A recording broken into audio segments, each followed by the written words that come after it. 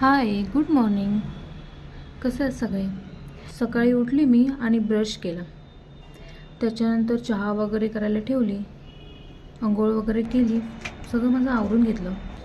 आणि काल रात्री मी ड्रायफ्रूट भिजत टाकले होते, ते सोलले आणि खाऊन घेतले. खरं तर ह्याला ना 4-5 दिवसच झाले.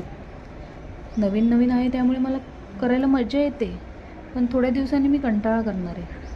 आताच बघा ना, एक दिवस टाकते भिजायला, दुसऱ्या दिवशी विसरून जाते. नवीन नवीन आहे तोपर्यंत मी शायनिंग मारते. बघू आता किती दिवस नाटकं करणार आहे ती. मला तर माझ्यावरतीच विश्वास नाही. त्याच्यानंतर मॉइश्चरायझर वगैरे लावून घेतला.